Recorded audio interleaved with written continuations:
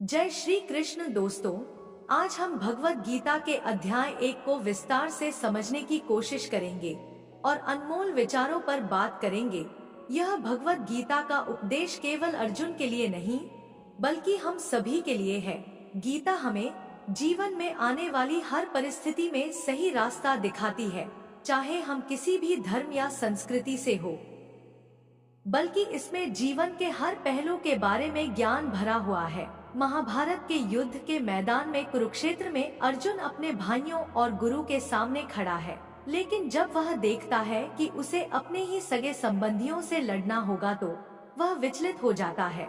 उसके मन में संदेह और विषाद की स्थिति उत्पन्न हो जाती है। वह अपने धनुष को नीचे रख देता है और कहता है, मधुसूदन, मैं यह युद्ध नहीं कर सकता। मुझे अपने ही सगे संबंधियों को मारने का कोई अधिकार नहीं है। अर्जुन की इस स्थिति को देखकर भगवान श्री कृष्ण ने उसे समझाना शुरू किया। यही गीता के विचार हमारे जीवन को गहराई से प्रभावित कर सकते हैं। तो चलिए भगवान श्री कृष्ण अर्जुन को किस तरह समझाते हैं वह हम समझने और अपने जीवन में उसे उतारने की कोशिश करते हैं। वीडियो को अंत तक देखें और गीता के इन अनमोल विचारों को जानें। अगर आप श्री कृष्ण के सच्चे भक्त हैं तो हे प्रभु, जो इस वीडियो को लाइक करके चैनल को सब्सक्राइब करता है उसकी हर मनोकामना पूर्ण करना। दोस्तों, अर्जुन कह रहा है कि भगवान, मेरे रथ को दोनों सेनाओं के मध्य में ले चलो ताकि देख लूं कि मेरे सामने टिकने वाले कौन कौन से योद्धा हैं। भगवान कृष्ण ने रथ को दोनों सेनाओं के मध्य में खड़ा करके अर्जुन से कहा कि देख सामने खड़े राजाओं तथा कुरुवंशों को। अर्जुन ने युद्ध के लिए तत्पर अपने ही संबंधियों, पुत्रों व पौत्रों, साले तथा ससुर को मरने मारने के लिए आए हुए देखा तो श्री कृष्ण जी से विशेष विवेक से कहा कि सामने खड़े मासूम बच्चों, अपने साथी व चचेरे भाइयों व संबंधियों को देखकर मेरा शरीर कांप रहा है, धनुष हाथ से गिर रहा है, मैं खड़ा भी नहीं रह पा रहा हूँ, अपने ही जनों को मारना अच्छा महसूस नहीं कर रहा हूँ। हे कृष्ण, ना तो मैं विजय चाहता हूँ ना ही राज्य का सुख, चूंकि उनको जो स्वयं अपने राज्य व जान की परवाह चिंता न करके मरने को तैयार हैं, उन्हें मारकर मैं राज्य नहीं चाहता। मैं बंधुओं व पुत्र तथा पौत्रों को मारना नहीं चाहता, चाहे मुझे तीनों लोक का राज्य भी क्यों ना मिलता हो। फिर पृथ्वी के राज्य के लिए तो क्यों पाप करूं? इनको मारने से तो पाप ही लगेगा। ऐसे कुकर्म करके हम कैसे सुखी हो सकते हैं। यह सामने खड़े राजा लोग तो मोह माया में अंधे हो रहे हैं, फिर हमें तो ज्ञान है। ऐसा क्यों करें कि कुल का नाश होने पर दूसरे दुष्कर्मी लोग हमारी स्त्रियां को बलात्कार करेंगे, वर्ण शंकर संतान हो जाएगी पतिव्रता, धर्म नष्ट हो जाएगा तथा धर्म कर्म न करने से नरक के भागी हो जाएंगे। वास्तव में हम बहुत पापी हैं, जो अपने ही बंधुओं को स्वार्थवश मारने को तैयार हो गए हैं। अर्जुन ने कहा कि भगवान, इस पाप को बचाने के लिए यदि धृतराष्ट्र के पुत्र मुझ निहत को मार दे और युद्ध ना हो तो भी मैं स्वयं मरना बेहतर समझता हूँ, कि एक मेरे मरने से लाख बहन विधवा होने से बच जाएंगी तथा लाखों मासूम बच्चे अनाथ होने से बच जाएंगे। यह कहकर अर्जुन दुखी मन से रथ के बीच वाले हिस्से में बैठ गया तथा धनुष को रख दिया। दुखी व रोते हुए अर्जुन को देखकर श्री कृष्ण के शरीर में प्रवेश काल ब्रह्मा ने कहा कि इस अवसर पर आपका कायरता दिखाना ना तो स्वर्ग प्राप्ति है, ना कीर्ति प्राप्ति है तथा श्रेष्ठ व्यक्तियों का काम नहीं है। इसलिए हे अर्जुन, निपुणता को त्याग कर युद्ध के लिए तैयार हो जा। अर्जुन कह रहा है कि भगवान, अपने पूजनीय बड़ों द्रोणाचार्य, धृतराष्ट्र व बंधुओं को मारकर पाप का भागी होने से अच्छा तो हम भिक्षा का अन्न खाना उचित समझते हैं और इस रक्त से युक्त राज्य को भोग कर तो पाप ही प्राप्त करेंगे। फिर ना जाने कौन मरे और कौन बचे। अर्जुन कहता है, मैं आपका शिष्य हूँ तथा आपकी शरण में हूँ।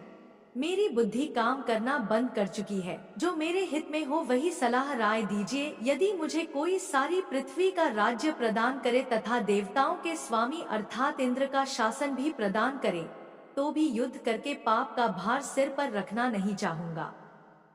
अर्थात मुझे कोई कितना ही लालच दे, परंतु मैं नहीं देखता हूँ कि आपकी कोई शिक्षा मुझे शोक मुक्त कर देगी, अर्थात युद्ध के लिए तैयार कर देगी। मैं युद्ध नहीं करूँगा। इस प्रकार यह कहकर अर्जुन चुप होकर रथ के पिछले भाग में बैठ गया। अर्जुन को दहक में ग्रस्त देखकर मुस्कुराते हुए भगवान बोले कि हे अर्जुन, शोक न करने वाली बात का शोक कर रहा है तथा ज्ञान कह रहा है। पंडितों जैसा विधान लोग मरने जीने की चिंता नहीं करते। यह नहीं है कि हम तुम और यह सभी सैनिक पहले कभी नहीं थे या आगे ना होंगे, इसलिए दुख सुख सहन करने की हिम्मत रख, और हम तुम यह सब सदा जन्म मरण में ही है। असत यानी नाशवान का अस्तित्व चिरकाल तक नहीं रहता तथा सत यानी अविनाशी का अस्तित्व सदा रहता है। अविनाशी परमात्मा है, उसका अंश आत्मा भी अविनाशी है। परमात्मा से संपूर्ण संसार व्याप्त है, यानी विस्तार को प्राप्त हुआ है। उस अविनाशी परमात्मा का अभाव अनुपस्थिति किसी समय में नहीं होता है। परमात्मा के अतिरिक्त कोई भी नित्य नहीं है, क्योंकि आत्मा की उत्पत्ति परमात्मा ने अपने वचन से अपने शरीर से की है। उत्पत्ति से पहले आत्मा का अभाव था, भले ही वर्तमान में आत्मा भी अविनाशी है, परंतु परमात्मा का उस समय भी अभाव नहीं था। जो सारे शरीर में व्याप्त है उसे ही तुम अविनाशी समझो। उस अव्यय आत्मा को नष्ट करने में कोई भी समर्थ नहीं है अर्जुन, हम सब, मैं और तू तथा सर्व प्राणी जन्म मरण में है। वास्तव में अविनाशी तो उसी परमेश्वर पूर्ण ब्रह्मा को ही जान, जिससे यह सर्व ब्रह्मांड व्याप्त व्यवस्थित है। उस अविनाशी सत्पुरुष का कोई नाश नहीं कर सकता। उसी की शक्ति प्रत्येक जीव में और कणों में विद्यमान है। जैसे सूर्य दूर स्थान पर होते हुए भी उसका प्रकाश व उष्णता पृथ्वी पर प्रभाव बनाए हुए हैं, जैसे सौर ऊर्जा के संयंत्र को शक्ति दूरस्थ सूर्य से प्राप्त होती है, उस संयंत्र से जुड़े सर्व पंखे व प्रकाश करने वाले बल्ब आदि कार्य करते रहते हैं। इसी प्रकार पूर्ण परमात्मा सत्य लोक में दूर विराजमान होकर सर्व प्राणियों के आत्मा रूपी संयंत्र को शक्ति प्रदान कर रहा है।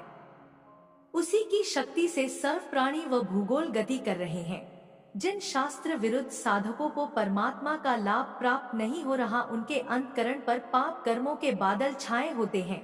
सद्गुरु शरण में आने के पश्चात सत्य साधना शास्त्र विधि अनुसार करने से वे पाप कर्मों के बादल समाप्त हो जाते हैं, जिस कारण से पूर्ण संत की शरण में रहकर मर्यादावत साधना करने से परमात्मा से मिलने वाली शक्ति प्रारंभ हो जाती है। कबीर परमेश्वर के शिष्य गरीब दास जी ने कहा है, जैसे सूरज के आगे बदरा ऐसे कर्म छयारे, प्रेम की पवन करे चित्त मंजन झल के तेज नयारे। जैसे सूर्य के सामने बदल होते हैं, ऐसे पाप कर्मों की छाया जीव व परमात्मा के मध्य हो जाती है। पूर्ण संत की शरण में शास्त्र विधि अनुसार साधना करने से, प्रभु की भक्ति रूपी मंजन से, प्रभु प्रेम रूपी हवा चलने से पाप कर्म रूपी बादल हटकर भक्त के चेहरे पर नई चमक दिखाई देती है, अर्थात परमात्मा से मिलने वाला लाभ प्रारंभ हो जाता है। पूर्ण परमात्मा प्रत्येक प्राणी को उसके कर्मों के अनुसार यंत्र मशीन की तरह भ्रमण करवाता है, तथा जैसे पानी के भरे मटकों में सूर्य प्रत्येक में दिखाई देता है, ऐसे परमात्मा जीव के हृदय में दिखाई देता है। जिस परमेश्वर से संपूर्ण प्राणियों की उत्पत्ति हुई है और जिससे यह समस्त जगत व्याप्त है, उस परमेश्वर की अपने वास्तविक कर्मों द्वारा पूजा करके मानव स्त्री पुरुष परम सिद्धि को प्राप्त हो जाता है। यह पंच भौतिक शरीर नाशवान है। अविनाशी परमात्मा नाश रहित प्रमाण रहित अर्थात सामान्य साधक नहीं समझ सकता। जीवात्मा के साथ नित्य रहने वाला कहा गया है। जैसे उपरोक्त उदाहरण में सूर्य सौर ऊर्जा संयंत्र से अभेद रहता है, उसी की शक्ति से ऊर्जा ग्रहण हो रही है, जिसे वैज्ञानिक ही जानते हैं। साधारण व्यक्ति नहीं समझ सकता कि यह सर्व पंखे आदि कैसे कार्य कर रहे हैं। इसीलिए है भरतवंशी अर्जुन, युद्ध कर परमात्मा अपनी सर्व व्यापकता से प्रकृति अर्थात दुर्गा में भी विद्यमान है। इसलिए प्रकृति से उत्पन्न तीनों गुणों अर्थात रजोगुण ब्रह्मा, सद्गुण विष्णु तथा तमगुण शिव को भी गति उसी से मिलती है, जिस कारण जीवात्मा को कर्मानुसार भोग वाने के कारण भोगता है, और इन गुणों का संग ही इस जीवात्मा के अच्छी बुरी योनियों में जन्म लेने का कारण है। जैसे सौर ऊर्जा का प्रयोग कोई पशु काटने की मशीन चलाने में प्रयोग करता है, कोई जूस रस निकालने की मशीन चलाने में प्रयोग करता है। यह सर्व कार्य सौर ऊर्जा से ही होता है। इसी प्रकार परमात्मा की शक्ति युक्त साधक उसका जैसा प्रयोग करता है, वह श्रेय परमात्मा के गुण अर्थात शक्ति को ही जाता है। इस देह में स्थित यह पर पुरुष अन्य परमेश्वर यानी सत्पुरुष वास्तव में परमात्मा ही है। वही साक्षी होने से, उपद्रष्टा और यथार्थ सम्मति देने वाला होने से, अनुमन्य यानी धार्मिक अनुष्ठानों में भोग लगाने से भोक्ता ब्रह्मा व परब्रह्म आदि का भी स्वामी होने से महेश्वर और परमात्मा ऐसा कहा गया है। इस प्रकार सत्पुरुष को काल भगवान को और गुणों के सहित माया को जो तत्व से जानता है, वह सब प्रकार से कर्तव्य कर्म करता हुआ भी फिर नहीं जन्मता हवा गंध को ले जाती है, क्योंकि गंध की वायु मालिक है। ऐसे परमात्मा भी सूक्ष्म शरीर युक्त जीवात्मा जिस पुराने शरीर को त्याग कर और जिस नए शरीर को प्राप्त होता है, ले जाता है। परमात्मा की निराकार शक्ति आत्मा के साथ ऐसे जानो जैसे मोबाइल फोन रेंज से ही कार्य करता है। टाइनवर स्थान पर होते हुए भी अपनी रेंज से अपने क्षेत्र वाले मोबाइल फोन के साथ अभेद है।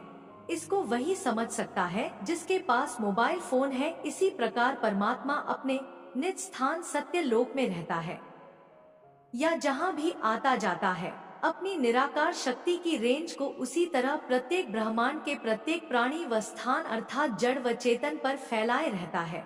जैसे सूर्य दूर स्थान पर रहते हुए भी अपना प्रकाश व अदृश्य उष्णता गर्मी को अपने पहुंच वाले क्षेत्र पर कण-कण में फैलाए रहता है।